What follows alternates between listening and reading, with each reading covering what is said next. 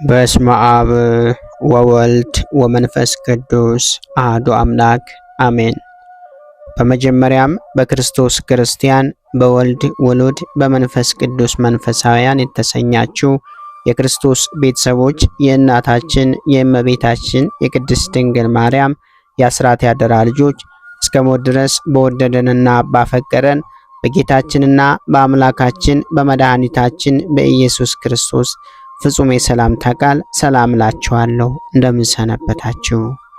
አሚን። የጌታችንና የአምላካችን የመድኃኒታችን የኢየሱስ ክርስቶስ ስሙ ከአጽናፈ ዓለም እስከ አጽናፈ ዓለም ከፀሐይ መውጫ እስከ ፀሐይ መግቢያ ድረስ የከበረና የተመሰገነ ይሆነልን።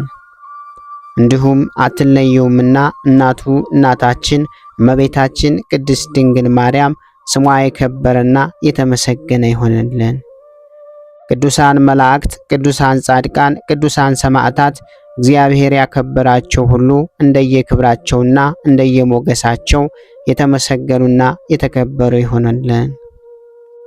እንዲሁም የተወደዳችሁና የተከበራችሁ የሰንበት ሚዲያ የዩቲዩብ ቻናል ተከታታዮች ሁላችሁም በያላችሁበት የዓለም ክፍል የእግዚአብሔር አምላክ ሰላምና ፍቅር ከእናንተ ጋር ይሁን።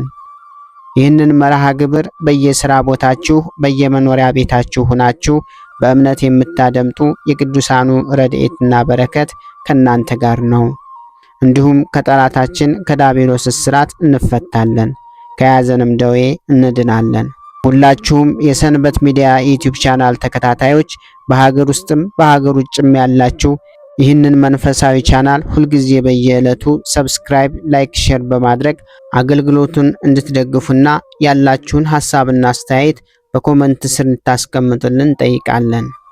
እንዲሁም የየዕለቱን መርሃ ግብሮች ሁልጊዜ በዚህ ቻናል ስለምንለቅ መርሃ ግብሮቹን በቻናላችን በመግባት እንድትከታተሉ ስንል በአክብሮት እንጋብዛለን። በድጋሚ እግዚአብሔር አምላክ ሰላምና ፍቅር ከእናንተ ጋር ይሁን። እመቤታችን ቅድስት ኪዳነ ምሕረት ኪዳነ ተካሄድኩ ምስለ ሕሩያን ከመረጥኳቸው ጋር ቃል ኪዳንን አደረግኩ። በመዝሙረ ዳዊት ምዕራፍ 88 ከቁጥር 3 በማለት በነቢዩ ቅዱስ ዳዊት ላይ አድሮ ራሱ እግዚአብሔር ከመረጣቸው አበው ነቢያት፣ ጻድቃን፣ ቅዱሳንና ሰማዕታት ጋር ቃል ኪዳን እንደገባና እንደሚገባ ተናግሯል። ሐዋርያው ቅዱስ ጳውሎስም እግዚአብሔር እንደሚጠራ፣ እንደሚያከብር፣ እንደሚቀድስ ቃል ኪዳን እንደሚሰጥ ነግሯናል። እንግዲህ እርሱ ራሱ ከጸደቀ እግዚአብሔር የመረጣቸው ሰዎች የሚቃወማቸው ማን ነው ብሎናል። በሮሜ መልእክት ምዕራፍ 8 ከቁጥር 33። ቅዱስ ዳዊትም ነኪር ነገሩ በእንቲአኪ ሀገረ እግዚአብሔር፣ የእግዚአብሔር ከተማ ሆይ ስለ አንቺ የተነገረው ነገር ድንቅ ነው ብሏል። በመዝሙረ ዳዊት ምዕራፍ 86 ከቁጥር 3።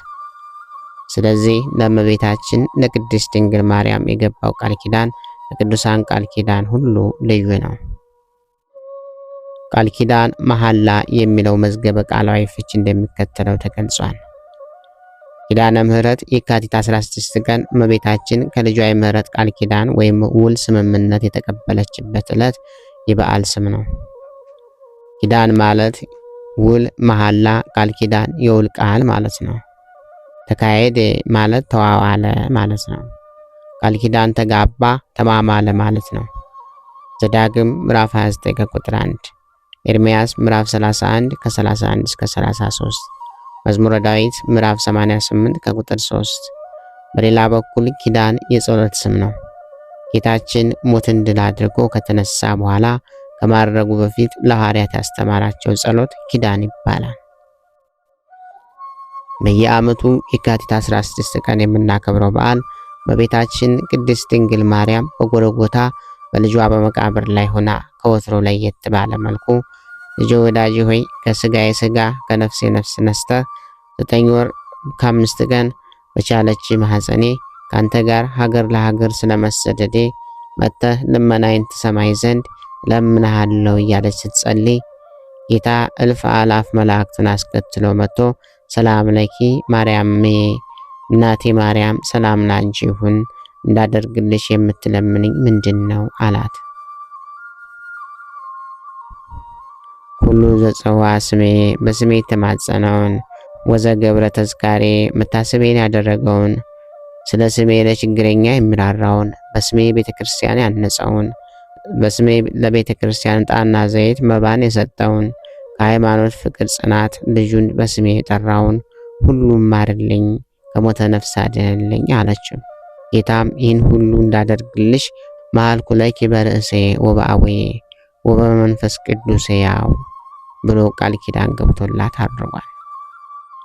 ከዚህ የተነሳ ነው ያዕቆብ ዘስሩግ በቅዳሴው ዳግመኛ በእናትህ በማርያም ተማጽነናል፣ ይህችውም አንተን በመውለድ በቤታችንና የባህሪያችን መመኪያ ናት። አንተ መታሰቢያሽን ያደረገ ስምሽንም የጠራ የዘላለም ድህነትን ይድናል ብልሃታልና ያለው።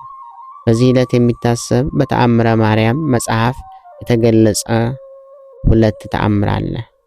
ስምዖን የሚባል እንግዳ ተቀባይ ደግ ሰው ነበር። ሰይጣን ለምቀኝነት አያፍርምና ከዕለታት አንድ ቀን በእንግድነት ቤቱ ገብቶ ልጅህን አርደህ ካላበላኸኝ ሌላ ምግብ አልበላም አለው።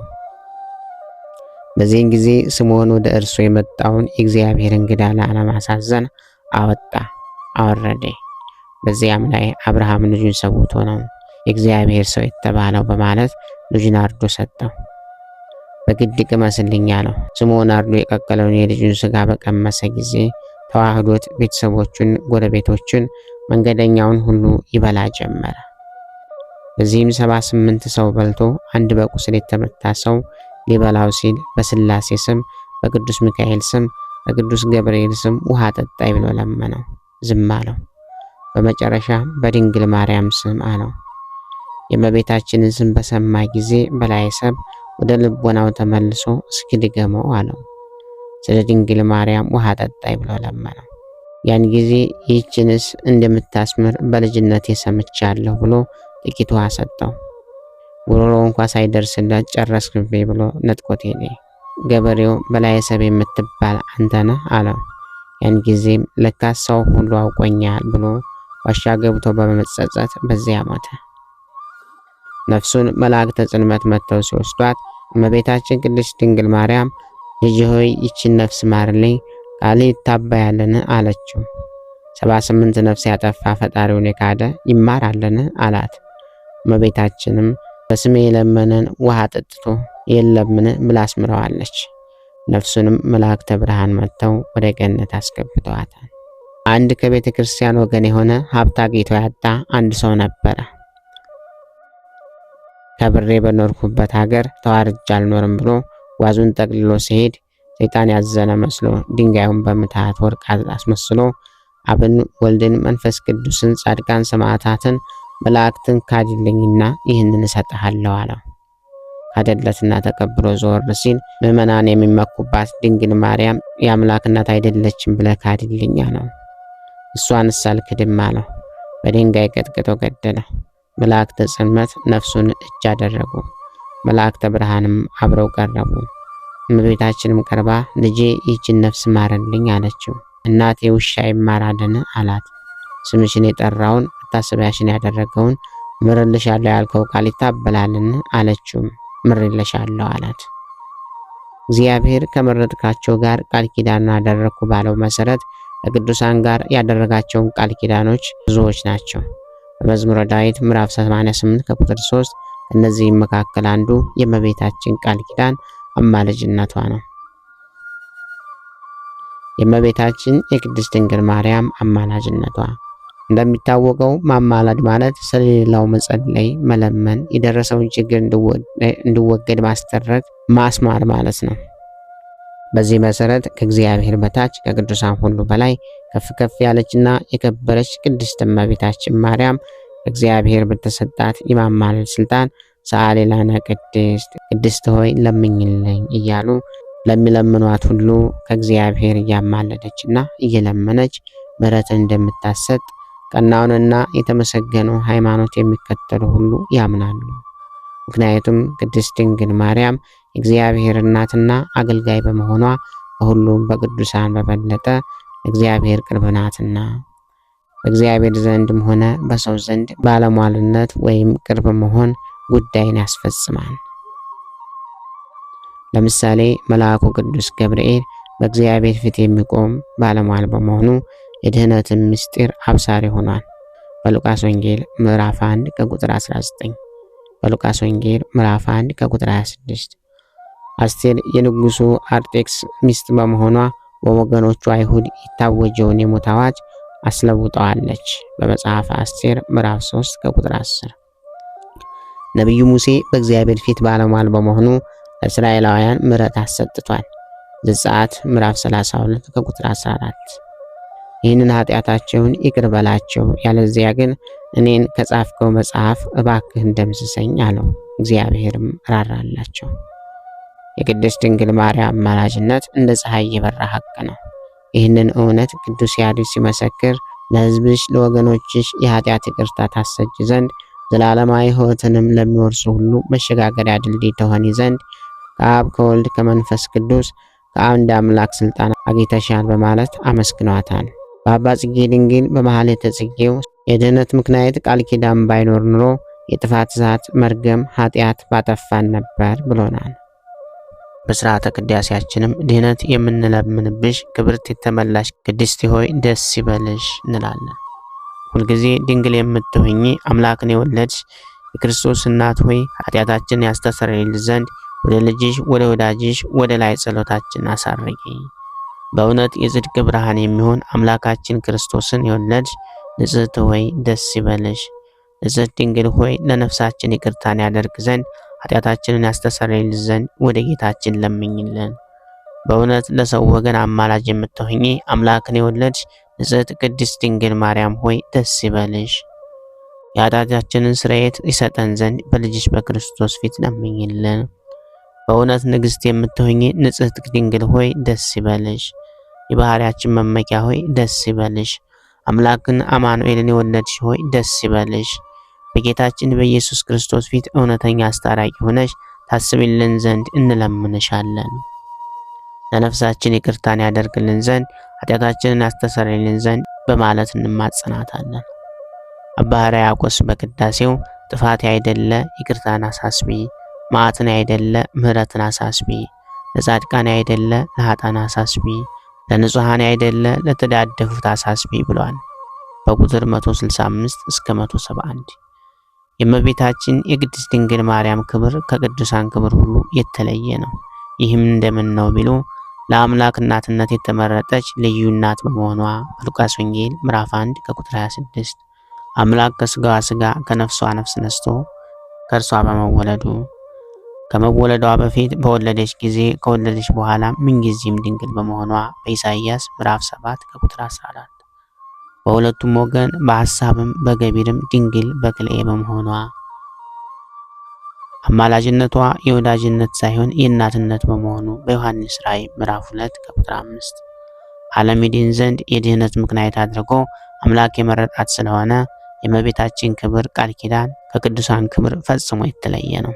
ቅዱስ ዳዊትም በመዝሙሩ እግዚአብሔር ጽዮንን መርጧታልና ማደሪያዋም ትሆን ዘንድ ወዷታልና ይህችስ ለዘላለም ማደሪያነት መርጫታለሁና በዚህ አድራለሁ በማለት ነግሮናል። እግዚአብሔር የመረጠውና ያከበረውን መቃወም እንደማይቻል ሐዋርያው ቅዱስ ጳውሎስም እንግዲህ እርሱ ራሱ ከጸደቀ እግዚአብሔር የመረጣቸውን ሰዎች የሚቃወም ማን ነው ብሏል። ስለዚህ ብዙ ከንቱ ሐሳባችንን ትተን እንደ በላይ ሰብ በቃል ኪዳኗ ተጠቅመን ንስሐ ገብተን ቅዱስ ሥጋውና ክቡር ደሙን ተቀብለን የስሙ ቀዳሽ የመንግስቱ ወራሽ ለመሆን ያብቃን። የእግዚአብሔር ቸርነቱ የእመቤታችን የቅድስት ድንግል ማርያም አማላጅነቷ የቅዱሳን ተራዳኢነት አይለየን። ክብር ምስጋና ይሁን አንድ አምላክ ለሚሆን ለአብ ለወልድ ለመንፈስ ቅዱስ ስም እስከ ዘላለሙ አሜን። ወስብሐት ለእግዚአብሔር ወለወላዲቱ ድንግል ወለመስቀሉ ክቡር። ይቆየን።